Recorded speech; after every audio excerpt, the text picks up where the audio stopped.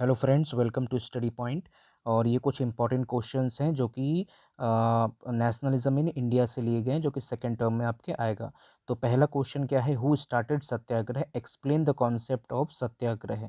ठीक है, तो इसका आंसर हम लोग देखेंगे, ये आंसर नंबर 7 में है। ठीक है, the idea of satyagraha was started by Mahatma Gandhi ने इसको स्टार्ट किया था।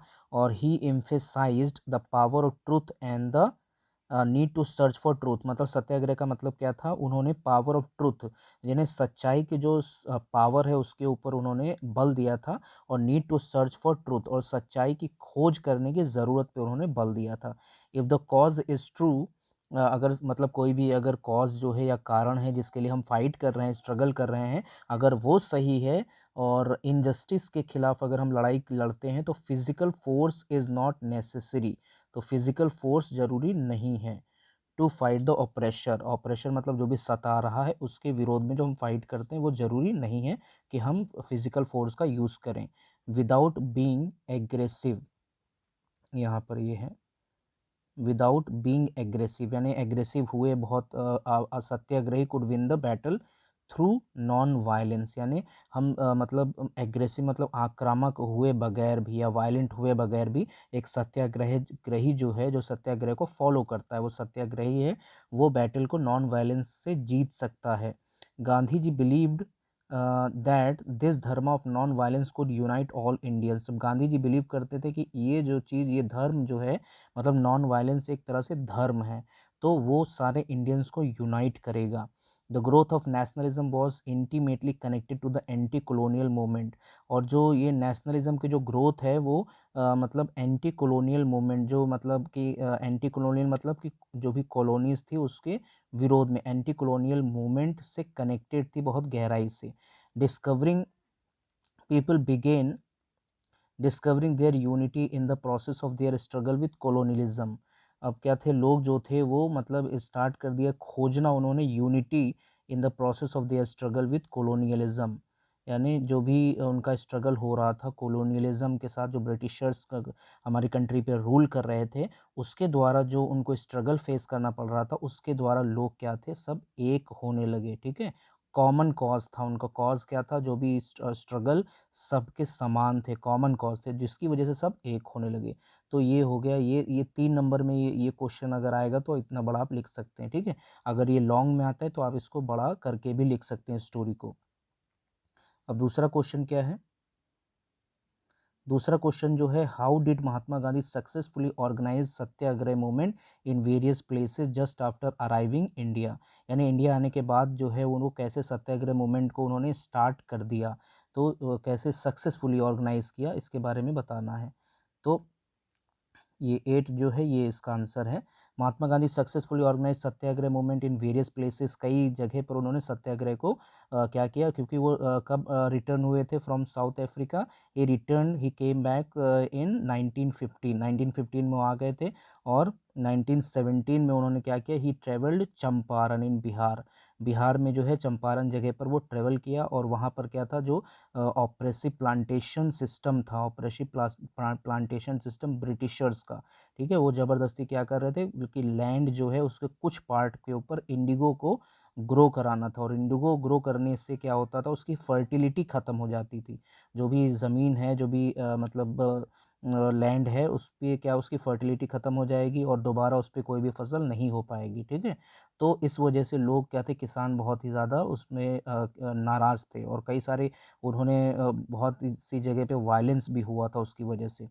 ठीक है, तो उसको मतलब उन्होंने वहाँ पर क्या किया था, उन पीजेंट्स को इंस्पायर किया था बिहार में। और दूसरा क्या है, 1917 he organised a satyagraha to support the peasants of Kheda.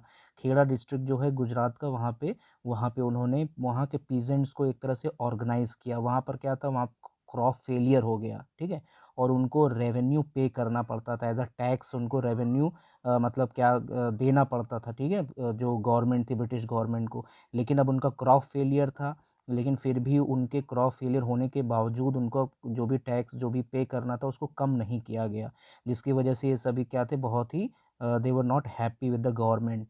So Gandhi ji organised satyagraha to support the peasants. ठीक है, रेवेन्यू कलेक्शन, और इनकी डिमांड थी कि रेवेन्यू जो भी कलेक्शन होना है उसमें थोड़ा छूट दी जाए।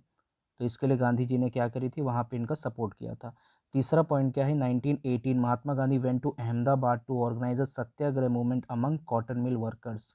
अब ये 1918 में क्या हुआ, अहमदाबाद चले गए गांधी जी, और वहाँ पे जो कॉटन मिल वर्कर्स थे, यानी वो लोग जो मिल वर्कर्स थे, उनका एक तो टाइम ड्यूरेशन बहुत ज़्यादा रहता था, वेजेस उनके बहुत कम थी, ठीक है, और उनके मिल ओनर्स के प्रति क्या थे, वो उससे नाखुश थे, मिल जो ओनर थे वहाँ के मिल वर्क मिल्स के। तो अधिकतर वो सब इंडियंस ही थे, ठीक है। तो यहाँ पर जो था वो इंडियंस के खिलाफ उन्होंने अपनी मतलब वो नाराज़ थे मिल वर्कर्स, तो उसके खिलाफ गांधी जी ने वहाँ पे सत्याग्रह ऑर्गेनाइज किया, ठीक है। तो इतना आप यहाँ पे लिख सकते हैं। अगला क्वेश्चन क्या है, why was Rowlatt act of 1919 unpopular among the Indians. ये सभी इंपॉर्टेंट क्वेश्चंस हैं जो कि एग्जाम में, प्रीवियस एग्जाम्स में पूछे गए हैं, ठीक है। तो इसको आप ज़रूर इसको मतलब इसको प्रैक्टिस करिए, इसको पहले समझिए, फिर इसको आप लिखने की कोशिश करिए, ठीक है। तो द रॉलेट एक्ट क्या है, क्यों अनपॉपुलर था, इसने रॉलेट एक्ट ने क्या किया, गवर्नमेंट ने क्या किया, इसके द्वारा जो किसी भी पर्सन को विदाउट ट्रायल जो है उसको जेल में डाला जा सकता है, ठीक है, बिना ट्रायल के, बिना किसी जांच पड़ताल के उसको जेल में डाला जा सकता है। एंड इट वाज, ये क्वेश्चन ये 9 है, ठीक है, 9 का है। इट वॉज पास्ड इन 1919 में पास किया गया था ब्रिटिश गवर्नमेंट के द्वारा, despite the United opposition of the Indian members ने इसका अपोज भी किया था, यानी इसका विरोध भी किया था, लेकिन फिर भी इसको लागू कर दिया गया। It gave enormous powers to the government को इसने बहुत पावर दिया, और किसी भी मतलब इंडिया जो भी जो गवर्नमेंट के खिलाफ जो भी मतलब अपनी नाराज़गी को व्यक्त कर रहा है उसको बिना ट्रायल के, पॉलिटिकल लीडर्स को या किसी को भी ये जेल में डाल सकते हैं। Now the British government could suppress the political activities को सप्रेस करी जा सकती है, and allow detention of political prisoners without trial for 2 years, 2 years तो कोई सुनवाई नहीं होगी, कोई ट्रायल नहीं होगा, और उनको जेल में डाला जा सकता है, ठीक है। Indian people reacted to it stoutly under the leadership of Mahatma Gandhi. They decided to launch a nationwide satyagraha against the proposed Rowlatt act 1919। अब उन्होंने क्या किया, एक नेशन वाइड के उसके प्रति एक तरह से एजिटेशन व्यक्त किया, नेशन वाइड एक तरह से उन्होंने लॉन्च किया अपने सत्याग्रह को, ठीक है, रॉलेट एक्ट के against. It was organise through the ways, rallies organise की गई वेरियस सिटीज़ में, workers went on strike in railway workshops, shops closed down, ठीक है, ये सारी चीज़ें हुई थी, मतलब दुकानें बंद कर दी गई, रैली हर जगह जगह रैलीज होने लगी, लोग इकट्ठा होने लगे, इसके खिलाफ एक तरह से आवाज़ उठाने लगे, ठीक है, रॉलेट एक्ट के विरोध में। तो ये रॉलेट एक्ट का हो गया। अब अगला क्वेश्चन जो है वो है, what was the Khilafat agitation, Khilafat agitation क्या था, what did Gandhi gave support to this agitation, why did Gandhi मतलब गांधी जी ने क्यों दिया, ठीक है, व्हाट यहाँ वाई होगा, तो ये है इसका जो आंसर होगा, यहाँ से 12 से इसका आंसर ये होगा। The first world war had ended with the defeat of Ottoman Turkey. अब क्या था, फर्स्ट वर्ल्ड वॉर जो था उसमें ऑटोमन टर्की जो था वो हार गया था, ठीक है। And there were rumours that a harsh treaty peace treaty was going to be imposed on the Ottoman emperor.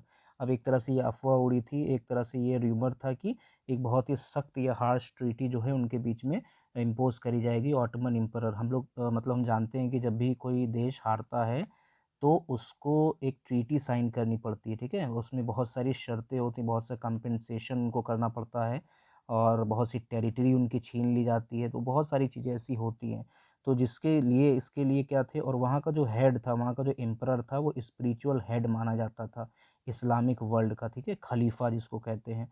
To defend the Khalifa's temporal power, अब उसकी जो भी पावर को डिफेंड करने के लिए खिलाफत कमेटी बनाई गई थी बॉम्बे में इन मार्च 1919। मार्च 1919 में खिलाफत कमेटी बनाई गई थी, जिसको हेड किसने किया था, मोहम्मद अली एंड शौकत अली, यानी इन दोनों ने, जो ब्रदर्स थे, इन दोनों ने खिलाफत कमेटी बनाई थी। अब गांधी जी ने इस कमेटी का सपोर्ट किया, ठीक है, वो चाहते थे कि मुस्लिम्स भी क्या करें, गांधी जी का जो भी मूवमेंट चल रहा है उसमें भागीदार हों, इसलिए इन्होंने एक तरह से अपॉर्चुनिटी के रूप में इसको लिया, ठीक है, to bring Muslims under the umbrella of unified national movement. ये हो गया इस क्वेश्चन का आंसर। अगला क्वेश्चन क्या है, question number 5, how did non cooperation movement cooperation become a movement, non cooperation जो है कैसे एक मूवमेंट बन गया। ठीक है, तो इसका आंसर क्या होगा,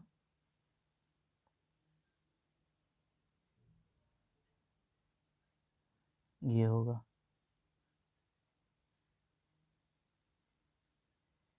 क्वेश्चन नंबर 13 होगा। ठीक है, इसका answer number, Gandhi ji propose that the movement should unfold in stages, Gandhi ji ने ऐसा प्रपोज किया कि जो मूवमेंट चलाया जाएगा वो कई सारे स्टेजेस में होना चाहिए।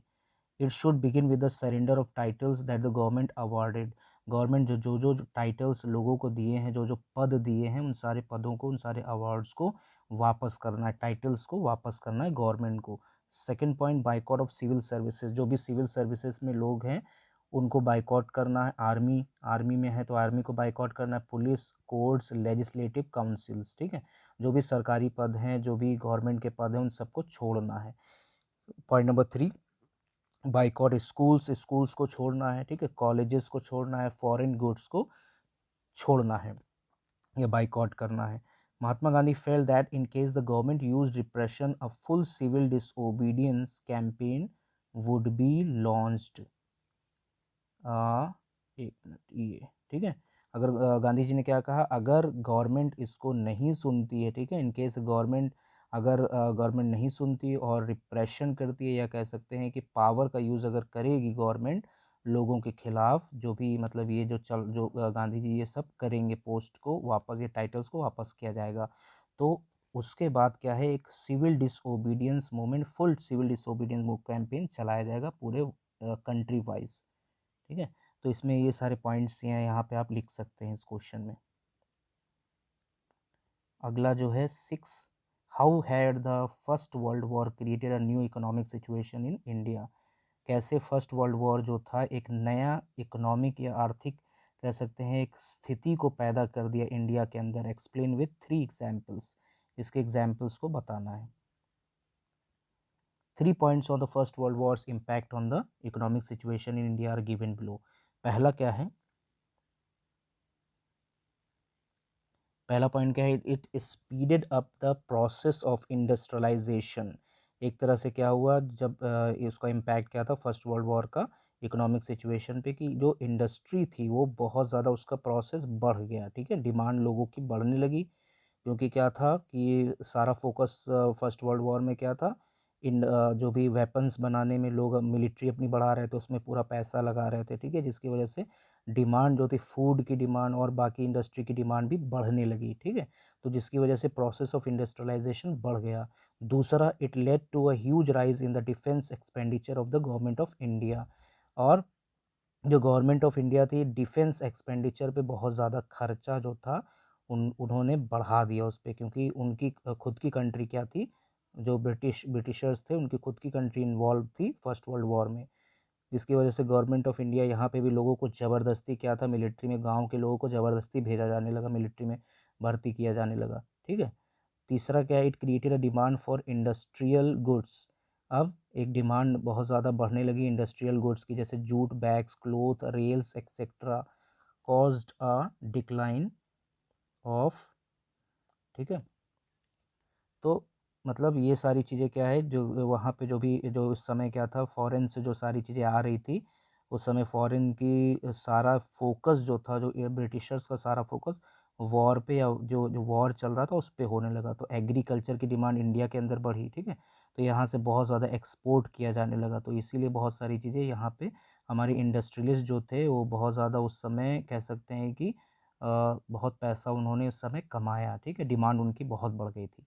तो इतना हम लोगों ने आज देखा है, और हम लोग एग्ज़ाम की तैयारी कर रहे हैं, क्योंकि एग्ज़ाम की डेट्स भी आ गई हैं, तो बहुत अच्छी तरह से आप लोग पढ़िए, और अगर आपको कुछ समझ में नहीं आता तो आप मैसेज कर सकते हैं।